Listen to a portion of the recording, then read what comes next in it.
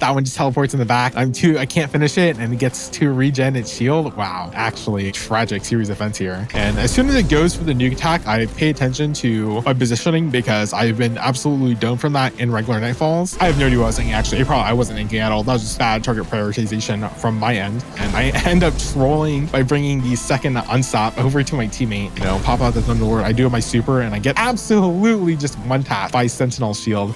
All right, so here is me breaking down my first ever runs of a Grandmaster in Nightfall. So there are a couple of reasons I wanted to get this out of the way, but the number one reason is for the weapon you're looking at in my hand. And well, I guess technically number one is the challenge aspect. It's like, well, it's about time I try to tackle a Nightfall here. I'm just making sure I take care of the barrier champion, specifically the servitor, because, you know, those are shielding the rest of the ads. So definitely want to make sure they're out of the way ASAP. But yeah, the challenge is, you know, what I'd like to say is probably the number one reason I'm attempting a Nightfall. And number two is for the sidearm. Wow, really struggling to kill that servitor there. There you go. Go ahead and finish it off. But it's definitely for the lotus-eater.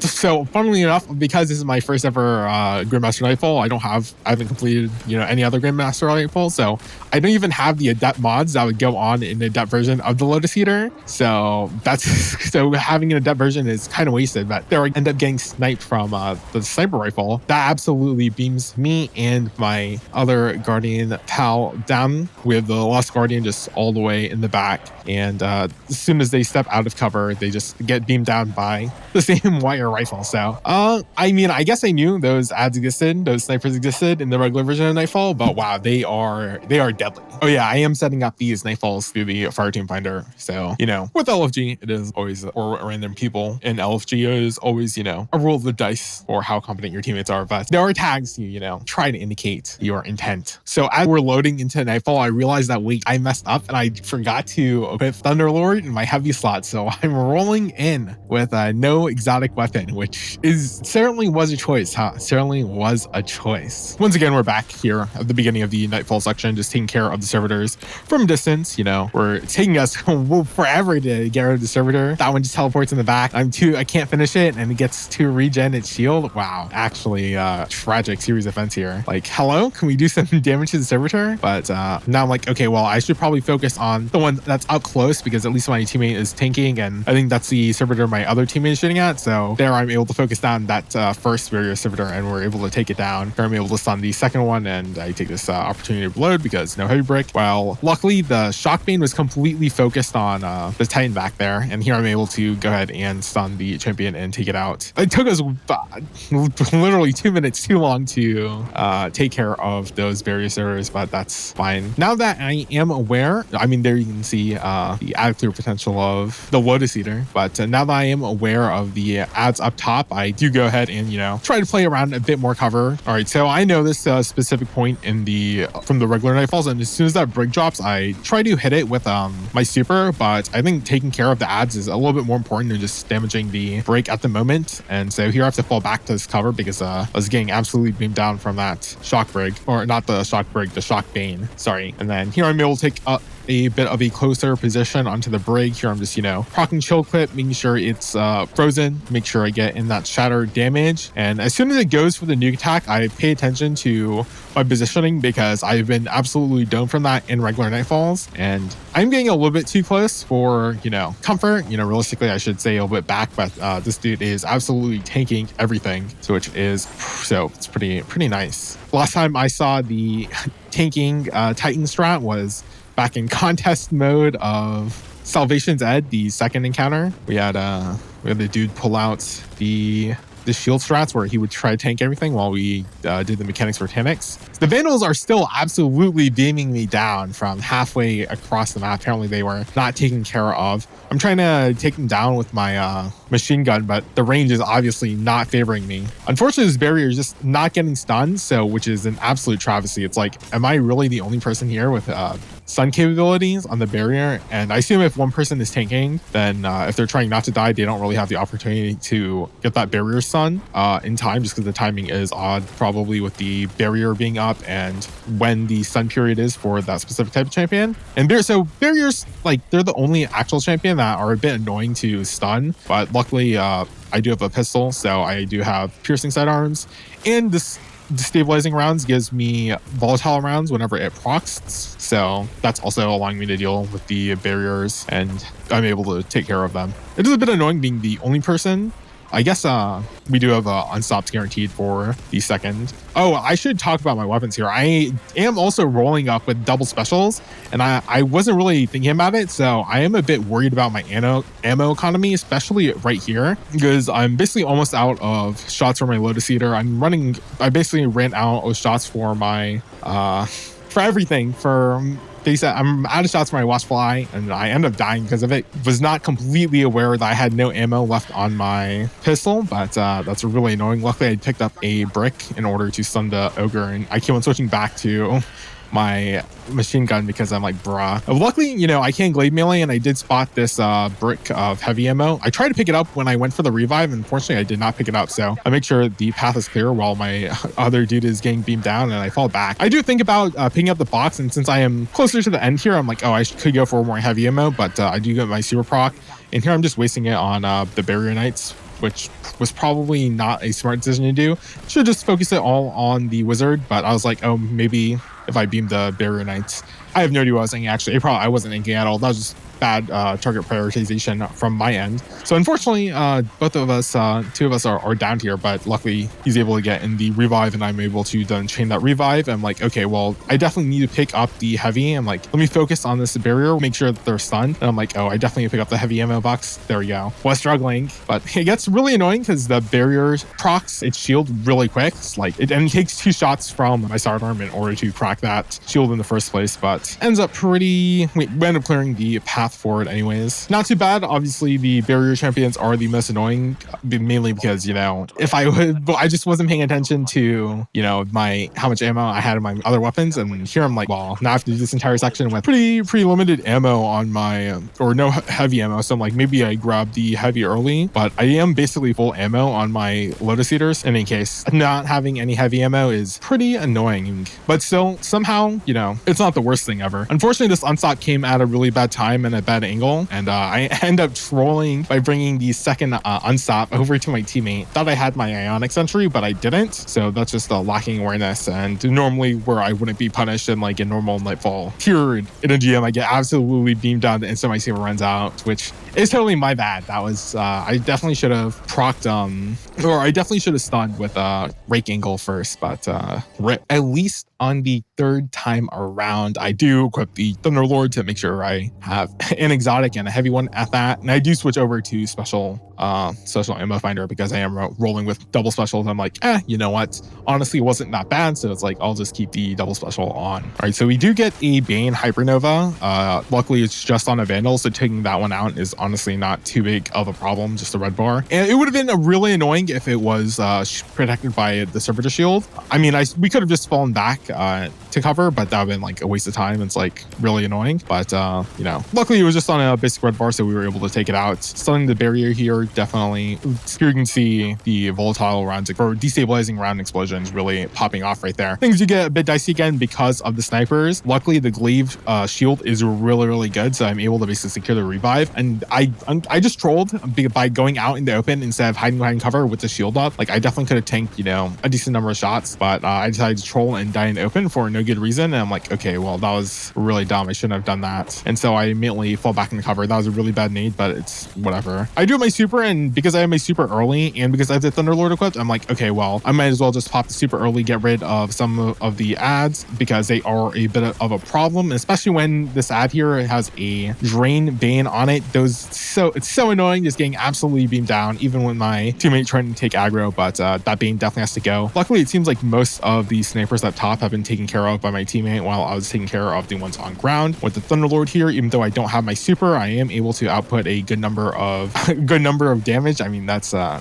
terribly worded way to phrase that. Another thing that is annoying is I am a little bit confused sometimes about where the shots come from because the radar is hidden, which is really annoying. I mean, that's something that I was a little bit more used to when I was running through the legend campaigns because I was like, okay, well, one, I just was really bad at checking my radar because I was like, oh, well, that's something I just wasn't in. I mean, I have been in the habit of checking my radar in the past, but it's not like anything I play really required me to check on my radar currently. But the snipers up there have gone ahead and are refreshed, which are really annoying. They might have been there earlier. They might have been part of that first group, but I'm pretty sure they weren't because I didn't see them and they weren't shooting at me and were being annoying, but maybe I was just playing cover that well. But yeah, anyways, we've gone ahead and pushed up right here, and here we can just farm for some free kills, get some kills on the exploders, get some kills on the red bars, boom, collect some orbs on back by my super, go ahead and just pop it, clear out these ads. My Chaos Reach does jolt, so it is really good for either even when you're focusing on just one target, because, you know, you just proc jolt and you're able to do quite a bit. So my heavy is a bit lower.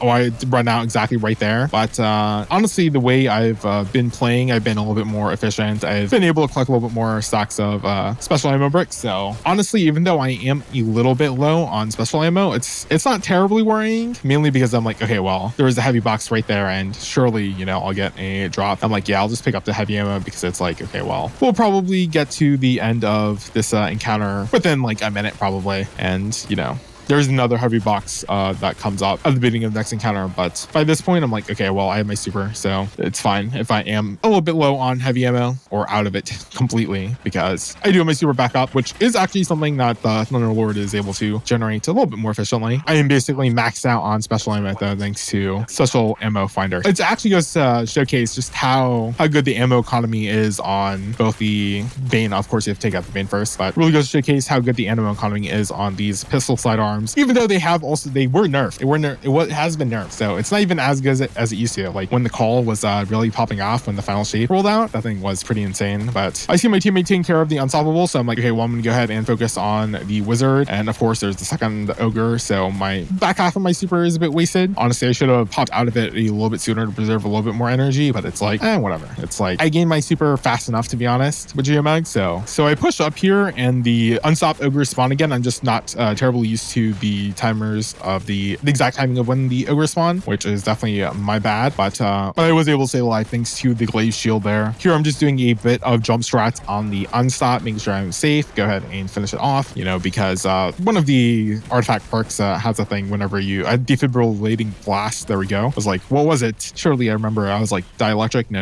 it's defibrillating blast, I believe, that procs whenever you stun a champion. And I do also have one of the artifact mods that procs whenever you dreadful finisher, that procs whenever you finish a especially strong enemy. So definitely generating those bricks is good. Glaives are just so, like, the break angle is just so good with chill clip being able to deal with unstops and overloads, thanks to chill clip overflow, making that mag size is insane, and it has the regular melees. So the hypernova Bane did way less than I was expecting, but I think part of it was blocked by me being in my super and by the other teammate. But I think we got a bit lucky there in my positioning because I was not aware of it, and that definitely should have killed me. But here I'm able to take care of the barrier knight before it pops its barrier, and that with this barrier knight that should just be the end of an encounter. So I'm just making sure I'm able to stun it, because that's really all that matters. Because honestly, once champions are stunned, they're kind of easier to deal with than regular ads, simply because, well, they're stunned. They can't fire back if they're stunned, so it's just making sure that they do get stunned in the first place. All right, so that was a terrible nade, but I do have my super up for this area, so I go ahead and pop it, do a bit of damage on the boss, try to do a bit of ad clear on those wizards on the back there, and then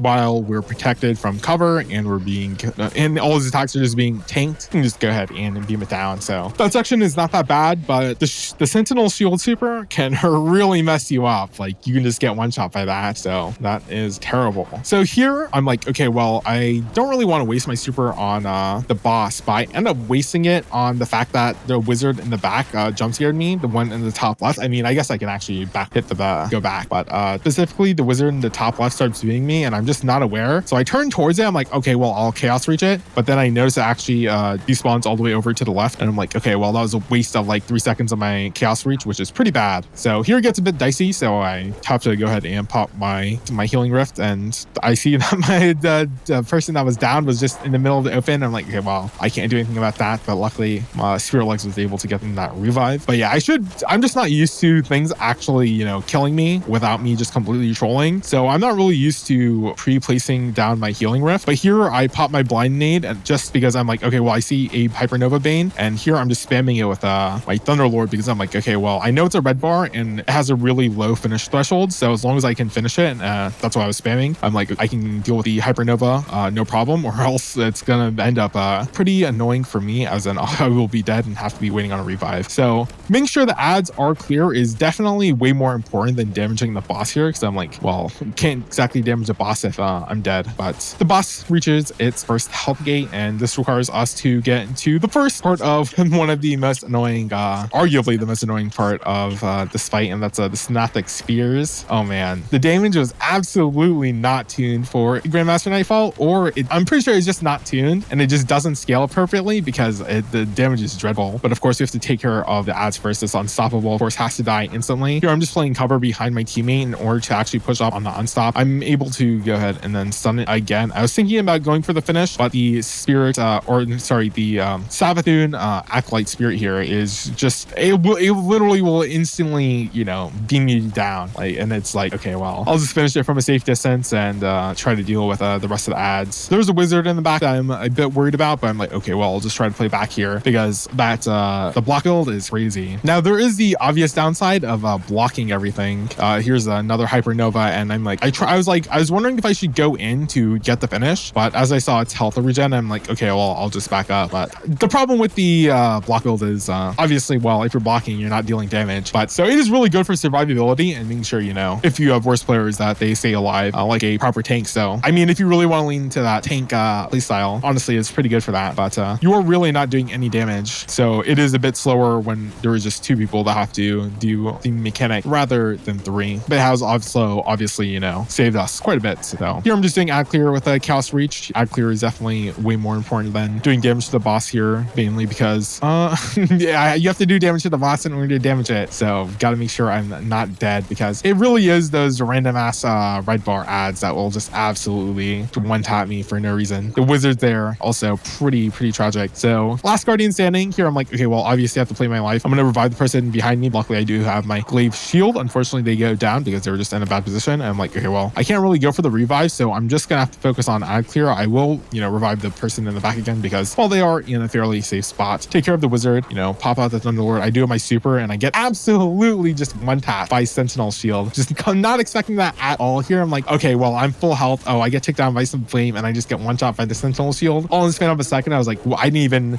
realize that he popped his super. And you know, I think you do actually get the message, the Hive Lieutenant wills light. So and I did technically see it, although I was a little bit more focused on, you know, what my next move was here. But that is a bit of game sense I should be a bit more aware of. Although I'm kind of also more surprised how long he just has his super up and he just doesn't use a shield. Although I guess there was no target for him to use the shield on, so that is a bit annoying that I just get absolutely beamed by the super there without me even really realizing why. But that is something I guess I should be more aware of in the future. In case with that, we go ahead and enter the most annoying phase of this Nightfall by far, and that is the double aspects of Savathun on the left and right side of the map. Here I know that there's the ogre that spawns in the middle, so I saved my super up for that, and because the ogre will absolutely just beam you down out of nowhere, much like the aspects of Savathun. So that has got to go, and so do the rest of the ads. Honestly, it is really the ads that are a massive pain in this problem. But here, each of these synaptic spear hits is doing like 15k, which is terrible and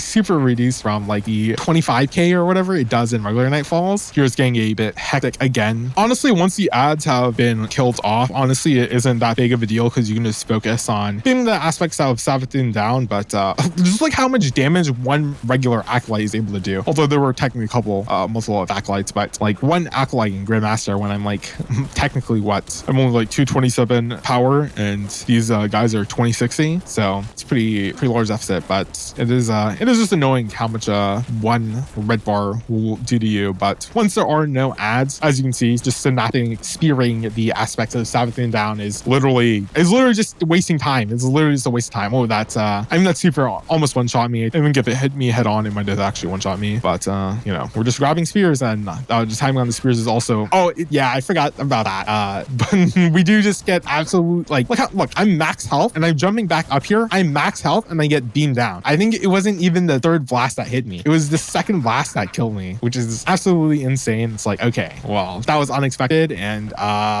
well, if this is how the Nightfall ends, luckily we do get revived. And now that I am aware, I'm like, okay, well, I will try not to group up, or I will stay behind the dude that has a shield up. But with both of the aspect of stopping down, I'm like, okay, well, now it's just kill the boss as quickly as possible, because the rest of the ads will, you know, despawn accordingly. But of course, that is a little bit more troublesome than the task sounds like. Also, killing things with the Thunderlord does generate a bunch of ionic traces for me. So it's like, okay, well, in order to kill the boss, I need to kill the ads. So it's, you know, you guys shoot at the things. Wow, I can't believe it. In Destiny, no way. So I am just trying to get a good angle, because obviously dealing with the boss makes the rest of the ads despawn. But we did a decent bit of ad clear, and with that, the Grandmaster has been cleared. 24 minutes and 40 seconds, essentially. I guess it was technically my third attempt. The first attempt only took 2.5 minutes because we failed. Second attempt was kind of my bad, and if we didn't throw, we would have cleared it on my second try, but that was only like 10 minutes, and this run took basically 25 minutes. So honestly, like 40 minutes for my first Grandmaster Nightfall clear was honestly not too bad. That was like,